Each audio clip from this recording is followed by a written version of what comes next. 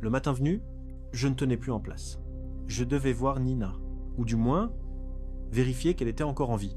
Chaque marche que je montais me semblait plus lourde que la précédente. Le 3e étage baignait dans une lumière pâle, presque maladive.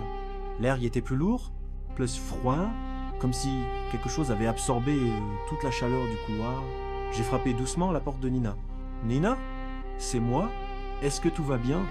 Un silence si épais que j'ai eu l'impression que mes mots se dissolvaient dans l'air. J'ai frappé une 2e fois, un peu plus fort. Toujours rien. Puis, alors que je m'apprêtais à partir, la porte a fait un bruit sec. Un petit clic, elle s'est entr'ouverte, toute seule. Pas d'une veste brusque, pas d'un courant d'air, comme si quelqu'un derrière avait simplement retiré le verrou et s'était ensuite reculé très lentement, sans toucher la poignée. Un frisson m'a traversé le dos. Nina, aucune réponse. J'ai poussé la porte doucement.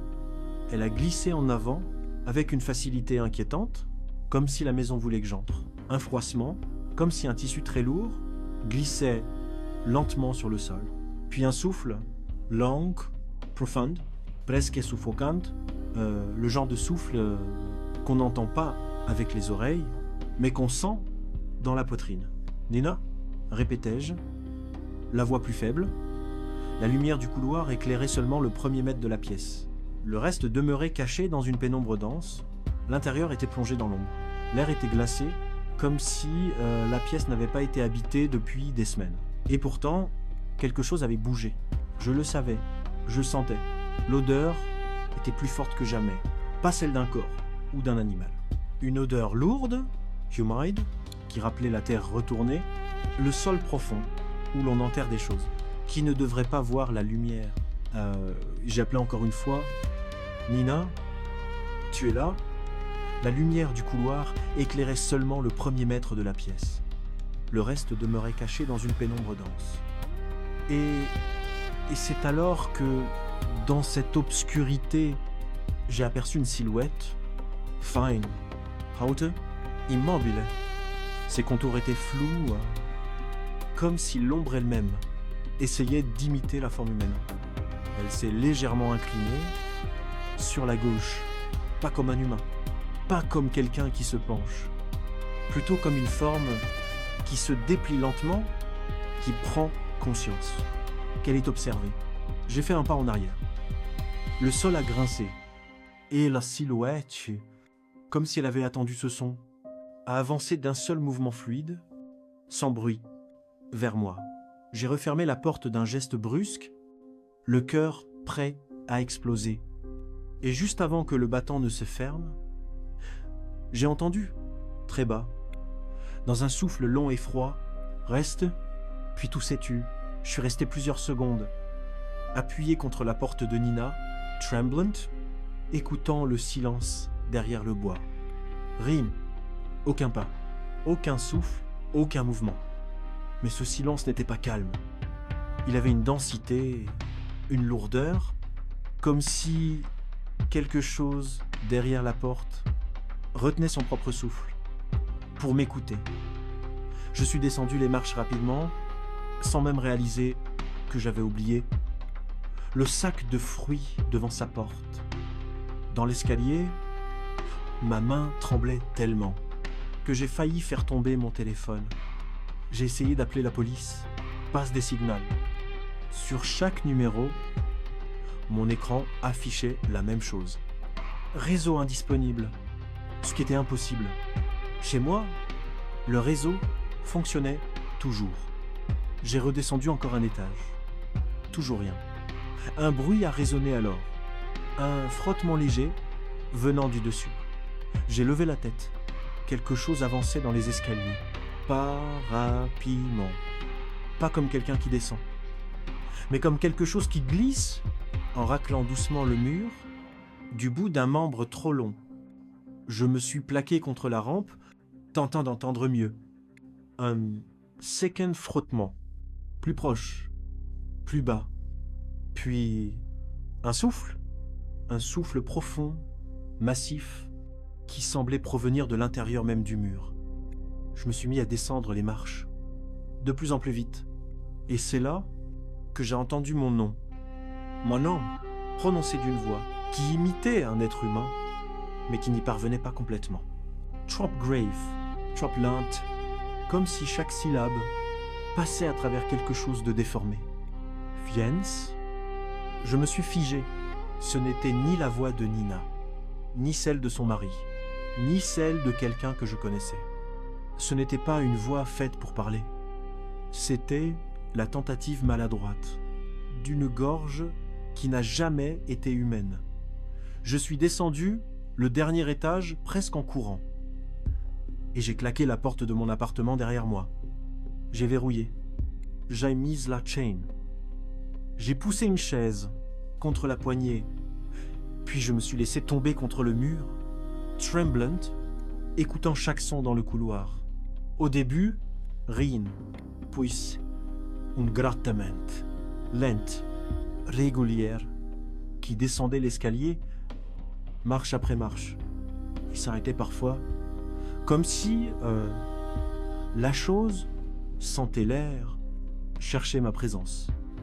Quand le grattement s'est arrêté devant ma porte, j'ai couvert ma bouche de ma main pour ne pas faire un son. Un souffle a traversé l'appartement, passe des horses. Dedans, comme si les murs eux-mêmes respiraient. Et puis, la voix a parlé encore. Pas fort, pas agressif. Juste une phrase, chuchotée très lentement, à travers le bois de ma porte. Si tu n'avais pas fermé, je serais déjà chez toi. Je suis resté paralysé. Chaque poil de mon corps s'est dressé. Chaque instant en moi me criait de fuir. Mais j'étais coincé. Le grattement a repris, puis s'est éloigné. Puis le silence, est-ce serait devenu total? Mais c'était un silence qui voulait dire une seule chose. La chose savait où je vivais. Et la prochaine fois, fermer la porte ne suffirait peu. Être plus. Je n'ai pas fermé l'œil cette nuit-là. Chaque grincement, chaque vibration de la maison me faisait sursauter. Le jour s'est traîné lentement, comme s'il refusait de lever le voile sur ce qui allait venir. Quand la nuit est tombée à nouveau, l'appartement était plongé dans une obscurité, plus lourde que d'habitude, comme si l'air lui-même avait perdu sa lumière. Je me suis assis sur le canapé, téléphone dans une main, lampe torche dans l'autre, attendant que quelque chose se passe. Et cela n'a pas tardé. Un bruit, l'eau in der Bord, puis plus proche, des pas, très lents, très lourds. Pas sur les escaliers cette fois. Dans mon couloir, j'ai retenu ma respiration. Les pas s'arrêtaient par intermittence, comme si la chose touchait les murs, sentait l'air. Moi. Je me suis approché de ma propre porte d'entrée, silencieusement, le cœur prêt à éclater. L'ombre sous la porte a changé. Elle s'est élargie, puis a disparu, puis est revenue, mais plus haute. Quelque chose se tenait juste derrière. Un souffle grave a traversé le bois. Il a fait vibrer la poignée, la chaîne, le cadre entier. J'ai reculé d'un pas, puis la lumière a clignoté. Une fois, deux fois, et tout s'est éteint. L'appartement s'est rempli d'un noir absolu. J'ai allumé ma lampe torche et elle n'a pas répondu. Un bruit soudain, juste à ma droite. Le sol, quelque chose venait de poser un poids énorme dessus. Puis un deuxième pas. À l'intérieur, j'ai senti un souffle glacial glisser derrière ma nuque. J'ai tourné doucement la tête. Rien.